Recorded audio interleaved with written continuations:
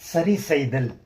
100 ஆண்டுகளுக்கும் முன்பதாக அமெரிக்கா தேசத்தின் ஒரு நகரத்தின் சாலையில் ஒரு நபர் தன்னுடைய ஃபோர்ட் கார் பிரேக் டவுன் ஆன போது அதை சரி செய்ய நீண்ட நேரமாய் முயற்சி செய்து கொண்டிருந்தார்.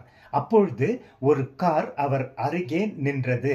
அதிலிருந்து ஒரு நபர் வெளியே வந்து, என்ன பிரச்சனை, உங்களுக்கு உதவி செய்து காரின் பிரச்சனையை சரி செய்யட்டுமா என்று இக்கட்டில் இருந்தவரை பார்த்து கேட்டார். அதற்கு அந்த மனிதன், நீர் யார்? இந்த காரை பற்றி உமக்கு என்ன தெரியும்? நான் இந்த காரின் சொந்தக்காரன். மிகுந்த நேரமாய் பிரயாசப்பட்டும் சரி செய்ய முடியவில்லை. நீர் எப்படி சரி செய்வீர் என்று பதில் அளித்தார். அதற்கு வந்த நபர், நான் ஹென்றி ஃபோர்டு, இந்த காரின் உற்பத்தியாளர். இதை பற்றி மொத்த விவரமும் எனக்கு தெரியும். நான் சரி செய்வேன் என்று சொல்லி சில நிமிடத்திலேயே அந்த காரை சரி செய்து நன்கு ஓடும்படி பண்ணினார். பிரியமானவரே, இந்த சம்பவத்தை கவனிக்கும் போது நம்முடைய சரியான படைப்பாளர் ஆகிய சிருஷ்டிகர்த்தர் நினைவில் வருகிறார்.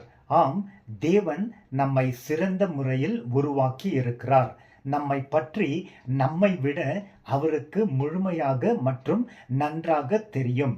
அவர் கரத்தில் நாம் ஒவ்வொரு நாளும் ஒப்பு கொடுத்து காத்திருக்கும் போது அவர் நம் சரீரம், ஆவி, ஆத்துமாவை நன்றாய் காத்து கொள்வார். பயனுள்ளவர்களாய் நம்மை வைப்பார்.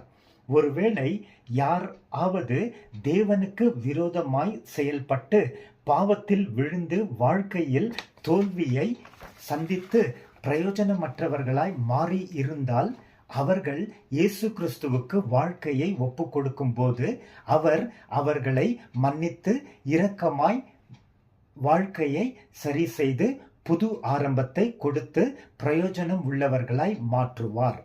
மோசே நினைவில் வருகிறார். ஆரம்பத்தில் தன் பலன், அறிவு, ஞானம் இவைகளை நம்பி சுயமாக இஸ்ரவேலர்களுக்கு உதவி செய்ய முயற்சி செய்து தோல்வியை சந்தித்து ஆபத்துக்கு ஆளாகி உயிருக்கு பயந்து மீடியான் தேசத்திற்கு ஓடி போனார். 40 ஆண்டுகள் ஆடுகளை மேய்த்து கொண்டிருந்தார். கர்த்தர் குறிப்பிட்ட நாளிலே அவனை சந்தித்து பேசி எல்லாவற்றையும் சரி செய்து அவனை வல்லமையாய் பயன்படுத்தினார். அந்த நல்ல தேவன் மாறாதவராய் இருந்து இன்றைக்கும் பல மக்களின் வாழ்க்கைகளை சரி செய்து கொண்டு வருகிறார். அவருக்கே துதி, கனம், மகிமை என்றென்றைக்கும் உண்டாகட்டும். ஆமேன்.